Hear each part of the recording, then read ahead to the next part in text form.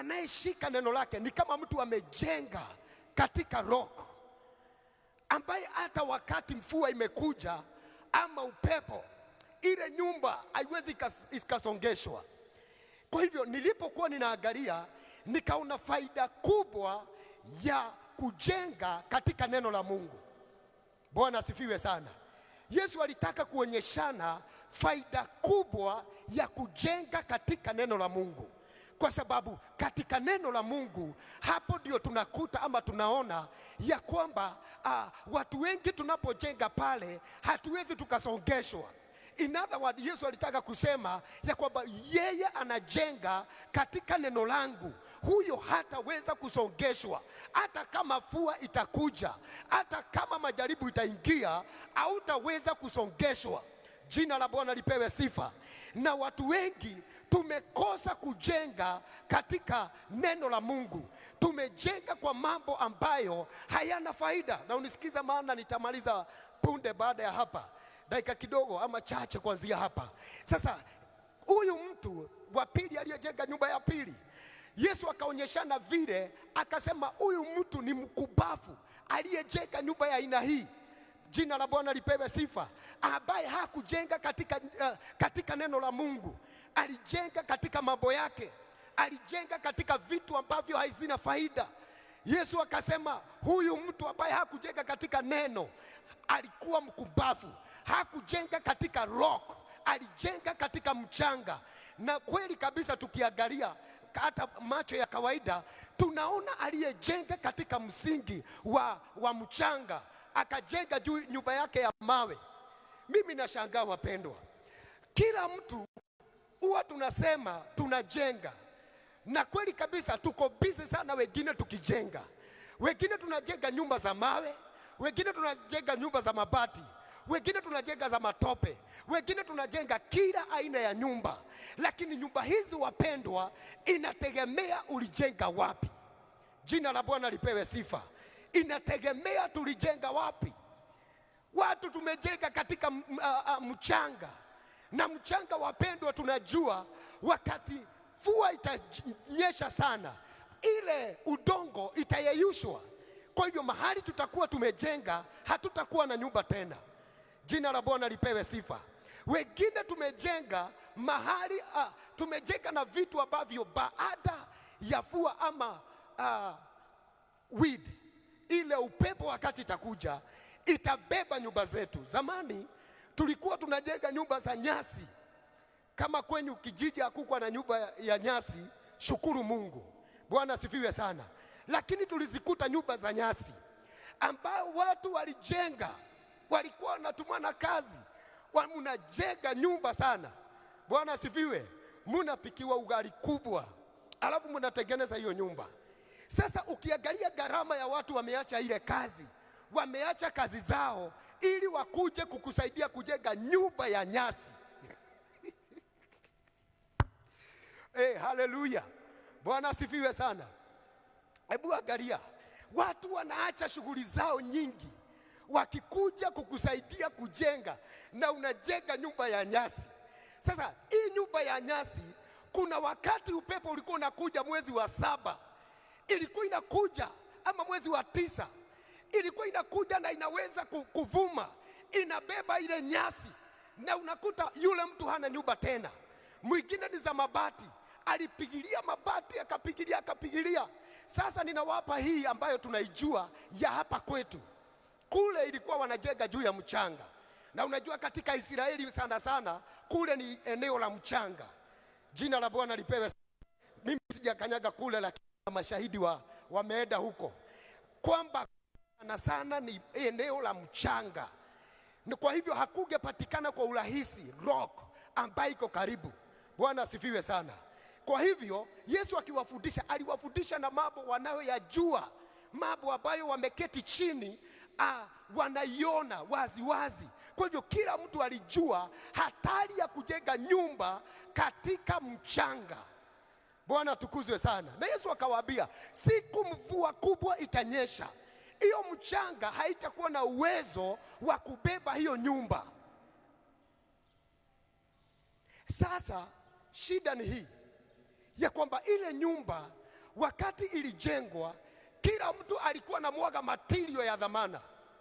Kila mtu alikuwa na mwaga matirio. Wewe ukimwaga, mimi na mwaga. Lakini kwa kujenga, hapo ndiye Yesu alitaka washike na waelewe. Na watu wengi hatuangalii mahali tunaenda kujenga, tunaangalia nyumba vile ilivyo, lakini hatuangalia msingi wa nyumba.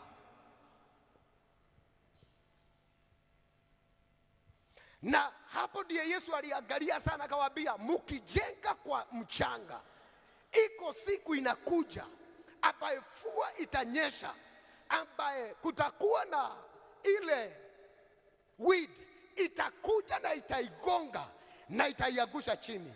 Haitajalisha ulijenga muda gani, haitajalisha ulinunua material ya bei gani, material ambayo unajenga nazo. Paulo ameongea kuhusu material ambayo unajenga nazo, lakini Yesu alikuwa concern sana na mahali pia unajenga. Bwana asifiwe sana. Wengi wetu tumejenga mahali pabaya. Wengi wetu tumejenga imani zetu mahali ambaye, kama mahali tulianzia ndio tufike hapa, hatujaweza kujenga kwa msingi ulio mzuri. Na leo hii shukuruni Mungu, tumepewa nafasi, tumepewa msingi ulio mzuri wa neno la Mungu, ambaye tunapokuja hapa hatupewi hadithi zile. Paulo anaonya sana, asema msikubali kupewa hadithi za kizee, zile za waliokuwa habari za chini ya miti, siasa ya kule chini ya miti. Lakini hapa tunapokea neno ambalo Kristo mwenyewe alinena. Jina la Bwana lipewe sifa. So Yesu alikuwa concern sana na mahali unajenga. Hebu angalia mahali wewe umejenga, maana imani yako tutajua mahali umejenga wakati upepo utakuja. Wakati upepo utakuja, hapo ndio tutajua kama kweli ulijenga mahali panafaa ama mahali pasipofaa. Jina la Bwana lipewe sifa. Na watu wengi, Mungu atusaidie kwamba tuelewe ya kwamba hii imani sio imani tu ya kuipokea tu, inajengwa katika msingi fulani ambaye ni neno la Mungu ama ni Kristo mwenyewe. Na tunapojenga kando na ule msingi, kuna mambo inatukuta na inatuondoa. Basi Yesu kuna maneno aliongea, akasema, nilikuwa ninajaribu kutazama na ninataka kuangalia sana. Yesu akawaambia wanafunzi wake siku moja ya kwamba wavuke waende ng'ambo ya pili. Hebu tusome katika kitabu cha Matthew chapter 8 verse 18. Na Yesu alipoona makutano mengi wakimzunguka, aliamuru kuvuka kwenda ng'ambo. Mwandishi mmoja akamwendea, akamwambia, Mwalimu, nitakufuata kokote uendako. Yesu akamwambia, koma hapo. 23 verse 23 to 28. Akapanda chomboni, wanafunzi wake wakamfuata. Kukawa msukosuko mkuu baharini, hata chombo kikafunikizwa na mawimbi. Naye alikuwa amelala usingizi. Wanafunzi wake wakamwendea, wakamwamsha wakisema, Bwana, tuokoe, tunaangamia. Akawaambia, mbona mmekuwa waoga, enyi wa imani haba? Mara akaondoka, akazikemea pepo na bahari, kukawa shwari kuu. Wale watu wakamaka wakisema, huyu ni mtu wa namna gani, hata pepo na bahari za mtii? Koma hapo. Bwana sifiwe sana. Yesu aliona makutano mengi, akaambia wanafunzi wake, na tuvuke twende ng'ambo ya ngapi? Ya pili. Alipowaambia twende ng'ambo ya pili, wanafunzi wake, mimi kuna jambo ninalitazama hapo na ninalitia wasiwasi. Huyu ni Mungu anaambia watu, wanafunzi wake, ya kwamba sasa na tuvuke ng'ambo ya ngapi? Ya pili. Wanafunzi wake wanatii na wanaingia ndani, lakini Yesu anapoingia kwa ile merikebu alilala. Na neno la Mungu linasema alipolala huyu Yesu, jambo moja lilifanyika, ni kwamba walipokuwa wakisafiri ndio wafikie ng'ambo ya pili, shida na dhoruba ikatokea. Jina la Bwana lipewe sifa. Na sasa ili neno la kwanza la Yesu ni kwamba natuvuke ng'ambo ya pili. Natuvuke ng'ambo ya ngapi? Ile dhoruba iliyoinuka kule baharini, Yesu hakuamshwa na hiyo. Wale waliotatizika ni wale walikuwa wamejenga injili yao, walikuwa wamejenga mambo yao katika mambo ambayo sio Kristo Yesu. Hawakuwa wamelikubatia na kulishika na kujenga juu ya lile neno walioambiwa na tuvuke ng'ambo ya pili. Jina la Bwana lipewe sifa. Lilikuwa shida iliinuka.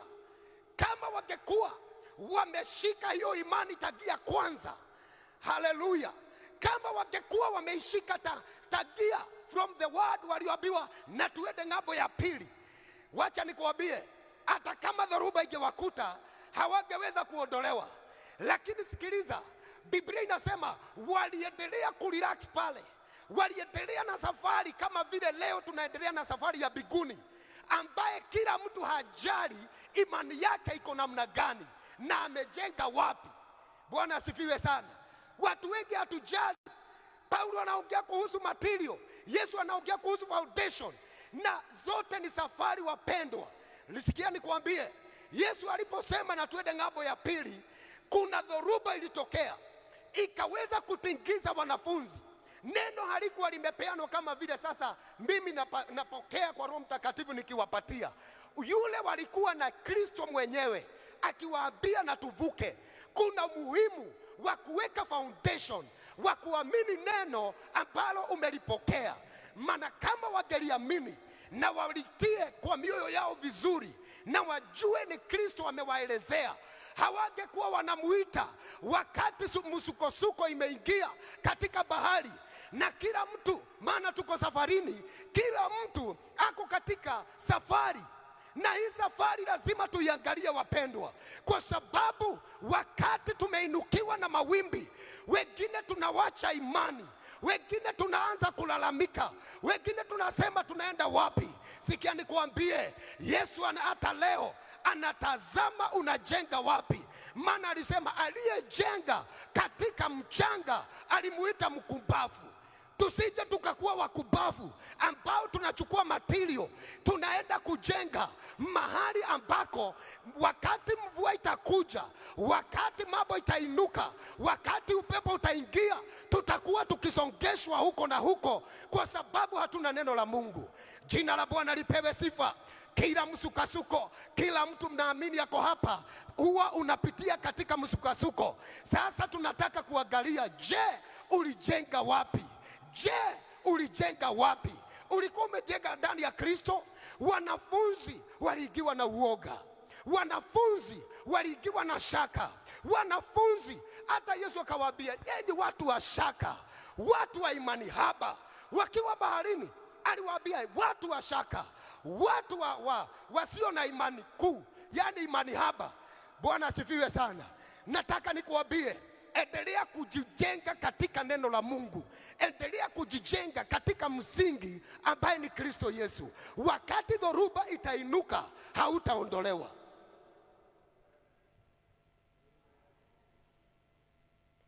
Wanafunzi walilipokea hilo neno vizuri sana. Mwalimu, hebu rejelea hapo tuweze kusoma hapo verse 23 to 28. Akapanda chomboni, wanafunzi wake wakamfuata. Kukawa msukasuko mkuu baharini, hata chombo kikafunikizwa na mawimbi, naye alikuwa amelala usingizi. Wanafunzi wake wakamwendea, wakamwamsha wakisema, Bwana, tuokoe, tunaangamia. Akawaambia, mbona mmekuwa waoga, enyi wa imani haba? Mara akaondoka, akazikemea pepo na bahari, kukawa shwari kuu. Wale watu wakamaka wakisema, huyu ni mtu wa namna gani, hata pepo na bahari zamtii? Unaona? Ebu rejelea pia pale 18 mahali jamaa alisema, Yesu, nataka nikufuate. Naye Yesu alipoona makutano mengi wakimzunguka, aliamuru kuvuka kwenda ng'ambo. Mwandishi mmoja akamwendea akamwambia, Mwalimu, nitakufuata kokote uendako. Bwana asifiwe sana. Huyu ni brother aliyekuwa katika mkutano ya Yesu akiandika habari, na katikati ya watu wengi akamkuta Yesu akamwambia, Bwana, kama vile sisi tulisema, si tulisema, Bwana, nitakufuata, nitakufuata Yesu.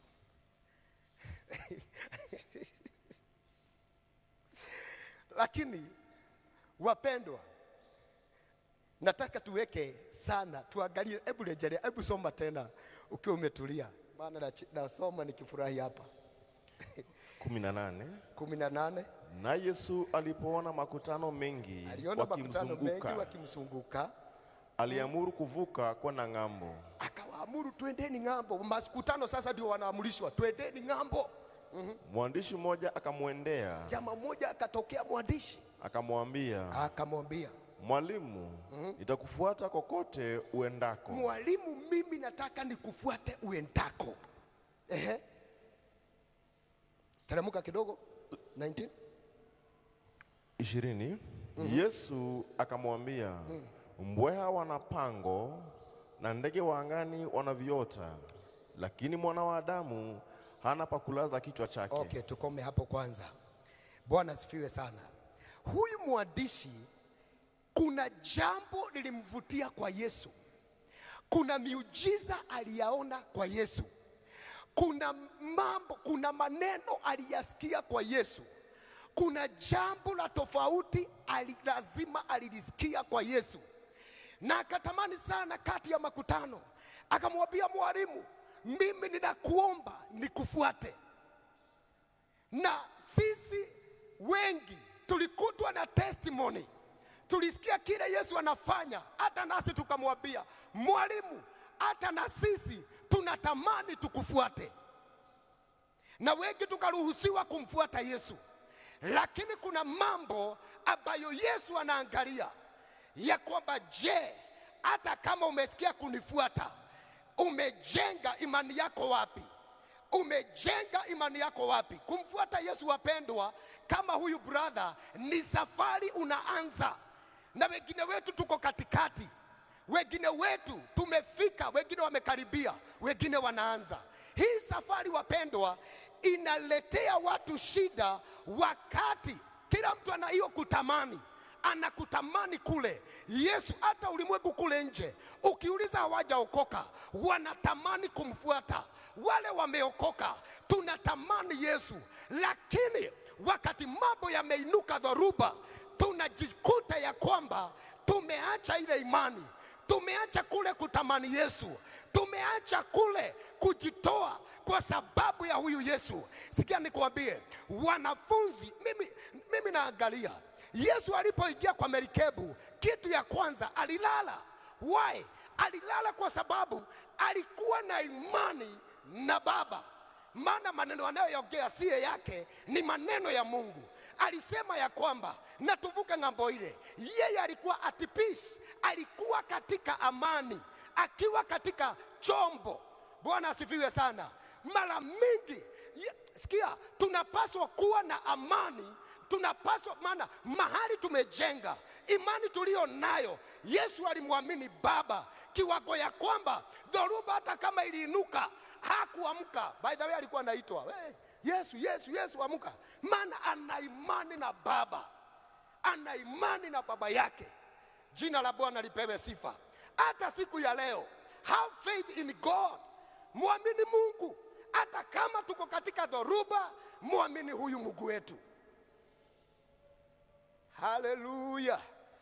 Hata kama tuko katikati, hata kama unajisikia kwamba safari imekuwa vile ilivyo, wewe ninajua uliongea kama yule jamaa, yule mwandishi, na ukasema, Yesu, natamani nikufuate, natamani nikufuate. Wengi hapa tulikuja tukisema, Yesu, natamani nikufuate, kwa sababu tumesikia habari nzuri, na wengine tuliona watu wakipona, wengine tuliona watu wakiinuliwa. So wanafunzi walipoambiwa twende ng'ambo ya pili, nini kilipunguka? Yesu aliona imani yao ikiwa haba sana, kwamba hata kaupepo, usione kalikuwa kaupepo, ilikuwa ni upepo wa kuua. Hapa tusiongee tukirahisisha injili sana, au kuwa rahisi. Wanafunzi kila hawa jamaa wote walikuwa wakutega samaki, hakuna mtu alikuwa ametolewa atikando sana, unless wachache sana hapo, lakini wengi walikuwa wavuvi. Kitu kama hiyo wako wameona tena wakiwa ndani ya Yesu, ndani ya merikebu inayoitwa wokovu. Bwana asifiwe sana. Inawezekana wengine wameona kitu hawajawahi ona. Jaribu limewapata wengine, hawajawahi pitia jaribu kama hilo. Sikia niwaambie, kwa sababu tuko na Yesu, kwa sababu tuko na Yesu, haimaanishi ya kwamba imani yako iko sawa. Ati kwa sababu ako kwa hiyo merikebu. Anaweza kuwa kwa merikebu amelala, anaweza kuwa mko pamoja kwa room moja hapo, lakini haujawahi mwambia unasubuliwa na upepo. Basi Yesu akapeana mfano, akasema mwenye hekima ni yule anajenga katika msingi. Mwenye hekima ni yule anajenga katika msingi wa neno. Lakini mara mingi tunajipata hatujaweza kujenga, tuna concentrate na shida ambayo inatokea, badala tu focus na neno aliyotuambia kabla hatujaingia kwa wokovu, kabla hatujaingia kwa merikebu, tuweze kuhakikisha tuko salama kwa sababu ya neno aliyotuambia. Tunajipata hivyo ya kwamba hatuna kitu, tunamfuata tu. Wenda hata hiyo imani haba ilipatikana kwa sababu ya hiyo hatua tu ya kuingia kwa merikebu ili alikuwa. Wenda hiyo ndio maisha ilifanywa. Maana imani huwa inapimwa. Biblia inasema imani inapeanwa kwa kipimo. Wenda walimesha ya kuingia tu, hatua tu ya kuingia wapi? Kwa merikebu. Hiyo tu maana amesema.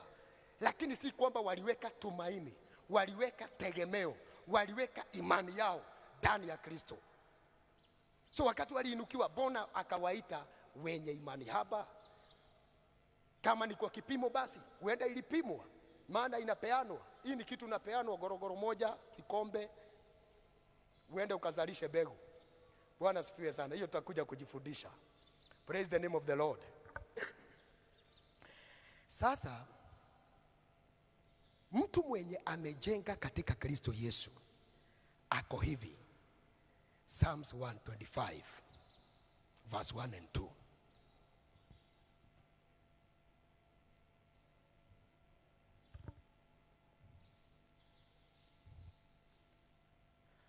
Those who trust in the Lord are like Mount Zion, which cannot be moved but abide forever. As the mountains surrounded Jerusalem, so the Lord surrounded his people from this time forth and forever. Hawa ni watu wamejenga imani yao ndani ya Kristo. Hawatakuwa moved. Wakati majaribu inatukuta, mahali tumejenga, kwanza wale wamejenga kwa mchanga. Unajua walimwaga matilio tukimwaga, wakalete chuma tukilete, wakamwaga mawe tukilete, wakalete simiti na lori kubwa mguu 10, ile ambayo hata kupinduka ni kazi, wakamwaga. Lakini hawakuangalia the foundation. Kanisa tuangalie foundation. Tuangalie nini? Foundation. Ili tusije tukamuviwa, tuwe tumetrust in the Lord. Ni kama mtu amepandwa, tutakuwa ni kama mlima Sayuni. Hey, hallelujah. Ambao hautakuwa moved, hautapelekwa huko na huko, kwa sababu tumepandwa ndani ya neno la Mungu. Kwa nini Yesu hakuwa moved na ile wakati akiwa kwa merikebu? Mbona hakutitishwa na hizo vitu zinainuka? Alikuwa na imani na mahali amejenga ndani ya Baba. Alikuwa anamwamini Baba vizuri, ya kwamba hii kitu hata ikienda hakuna mahali inanipeleka, hata inuke iende chini. Mbona naamushwa? Mbona ana amani nyingi hivi? Hata wanafunzi, hata mimi ningeuliza, mbona ana amani nyingi hivi? Ni nini anajua? Hatujui. Angalia mahali tunajenga msingi wetu. Bwana asifiwe sana. Na mimi nawaambia tujenge ndani ya neno la Mungu. Amen. Haya, hiyo nyumba shida yake haikuwa ni material. Hiyo nyumba ambayo ilijengwa katika mchanga in the sand, nyumba yake Yesu hakuiongelea ni material.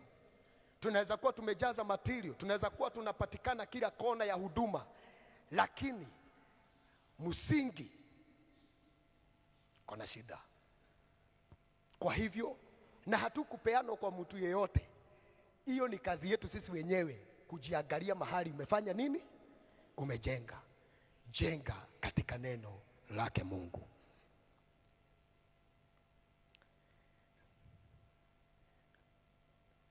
Nitaangalia katika kitabu cha 1 Corinthians chapter 3 verse 13 and 15.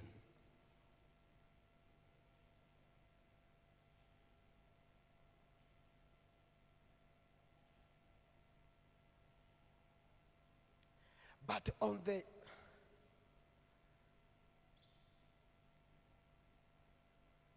each one work will become clear, for the day will declare it, because it will be revealed by fire, and the fire will test each one work of what sort is.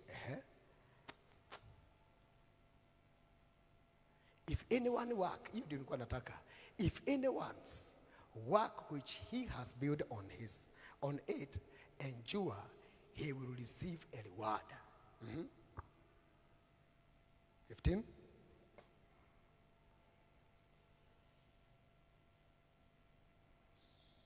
Okay, tusomee mwalimu 14 and 15. Maana siku ile 13, maana siku ile itaidhihirisha, kwa kuwa yafunuliwa katika moto, na ule moto wenyewe utaijaribu kazi ya kila mtu ni ya namna gani. Kazi ya mtu aliyoijenga juu yake ikikaa, atapata thawabu. Kazi ya mtu ikiteketea, atapata hasara. Ila yeye mwenyewe ataokolewa, lakini ni kama kwa moto. Sikia nikwambie, kila kazi ya mtu itajaribiwa. Foundation itaangaliwa. Hata kile basi Paulo anaendelea kufunua zaidi, hata msingi, hata kile umejenga naye, sasa hata tutaangalia. Sasa sikia, ikiwa wapendwa, hii kazi Mungu ako concern namna hii ya kuangalia mahali tumejenga, kwa nini tuwe ya kwamba hatuna shughuli sana na kusoma neno? Kwa nini hatuna shughuli sana na kuweka imani ndani ya Kristo? Kwa nini hatujishughulishi? Paulo akiongea maneno hayo alikuwa anayaongea ili watu wa kule Korintho waangalie. Na juzi tukaambiwa na one of our prophets ya kwamba unabii wa mtu mmoja ni unabii wa watu wote. Akiongelea kanisa ya Corinthian, alikuwa anatuongelesha hata sisi ya kwamba tuangalie msingi wetu, tuangalie kile tunafanya, tuangalie kazi zetu vile tunazozifanya. Yesu, tukiangalia in the book of Luka, hebu turudi Luka, tuone Luka kuna mfano aliongelea tu jambo hili, lakini akaliongea likiwa deep kidogo. In the book of Luke chapter 6 verse 47 to 49. Whoever comes to me, yeyote anayekuja kwangu and hear my saying and does them, I will show him whom he is like. Atakuwa mtu wa aina gani? He is like a man building a house who dug deep and laid the foundation on the rock, and when the flood rose, the stream beat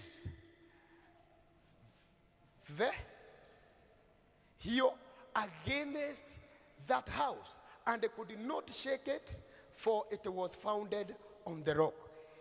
Sikia, najua lazima ningepeana hiyo ndio 47. Kila mtu ajaye kwangu na kuyasikia maneno yangu na kuyatenda, nitawaonyesha mfano wake. Nitawaonyesha mfano wa ule mtu anakuja kwangu. Mfano wake ni mtu ajengaye nyumba, ni kama mtu ajengaye nyumba na kuchimba chini sana, na kuchimba chini sana, na kuweka msingi juu ya mwamba. na kuweka msingi katika mwamba. Na kulipokuja gharika, mto uliishukia nyumba ile kwa nguvu, usiweze kuitikisa, kwa kuwa imejengwa vizuri. Lakini yule aliyesikia ila hakutenda, mfano wake ni mtu aliyejenga nyumba juu ya ardhi pasipokuwa na msingi. Mto ukaishukia kwa nguvu, ikaanguka mara, na maangamizi yake nyumba ile yakawa makubwa.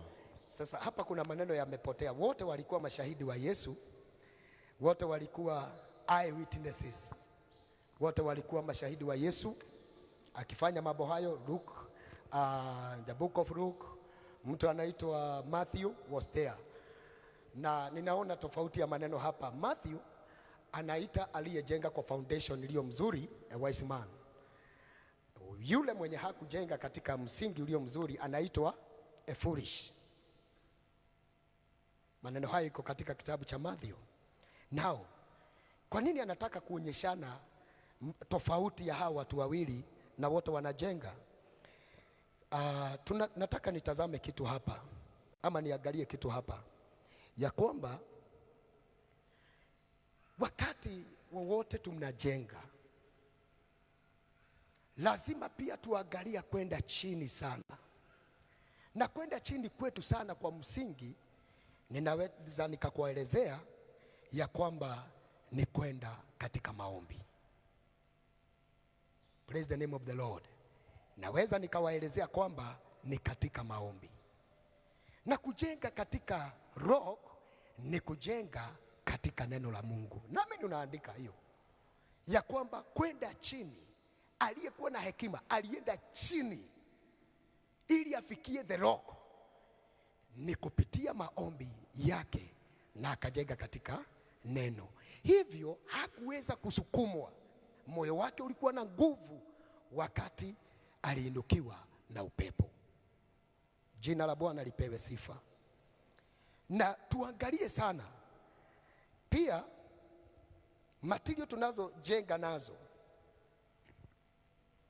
Sikutaka sana kwenda katika upande hiyo, lakini wacha nikupatie kitu hapa.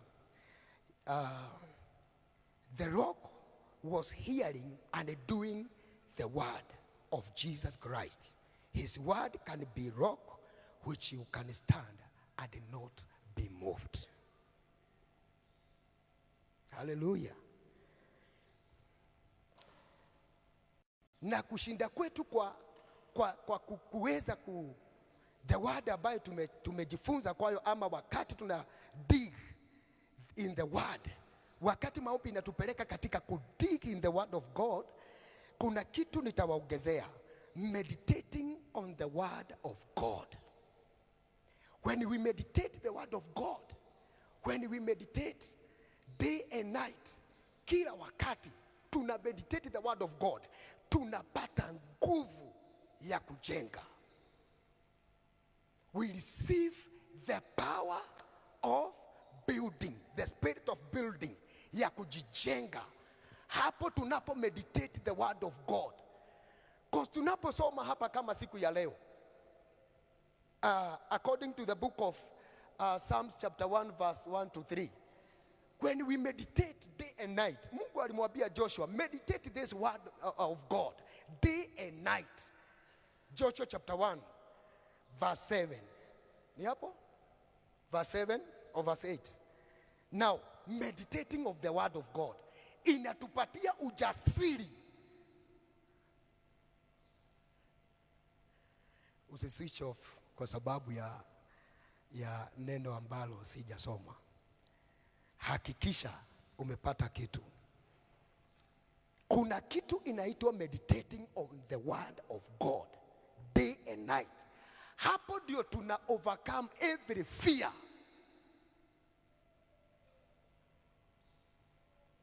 Tunashinda kila uoga wa maisha, kwa sababu tayari tumejenga on the rock. Hey, hallelujah. And then the rock is the word of God. Going down is ni kuenda kwa magoti. And number 3, meditating in the word of God inatupatia a victory, inatupatia the spirit, overcoming spirit ya every situation ambayo inasimama mbele yetu. Hey, Bwana sifiweni, tuko pamoja. Najua niliwapitisha mbali, lakini sawa tu, muda wetu naona umeyoyoma, lakini nikupatie tu ya mwisho. Meditating on the word of God inatupatia the spirit of overcoming. Hata kama unapigwa na upepo, umekutwa na fua, umefanya nini, lakini kuna vitu zingine hatuwezi tukalipea unless we bring that house down, then we build again. Kama ulijenga kwa mchanga, Yesu hakupeana solution. Alisema hiyo nyumba itafanya nini? Itaenda chini. Na ikianguka, sasa hiyo kazi itakuwa ya hasara. Bwana sifiwe sana. Bwana tusaidie katika jina la Yesu. Tujenge katika maombi, tujenge katika neno la Mungu, na ya pili, tuwe na spirit of overcoming. Tunashinda kila upepo, tunashinda kila jaribu, tunashinda kila magonjwa, kwa sababu we are meditating the word of God day and night. I would like kumkaribisha baba aweze kutubariki katika jina la Yesu. God bless you. I love you. I love you. I love you, church. In the name of Jesus. Welcome our Father. Tusimame kwa miguu yetu, tupige makofi mazuri katika jina la Yesu. Tushangilie Mungu wetu, baba yetu anapoenda kufika. Hallelujah. Hallelujah. Bwana Yesu asifiwe. Tusalimiane hii hewani. Amen, amen. Asante Pastor Derito kwa hilo neno. Hilo neno limetujenga.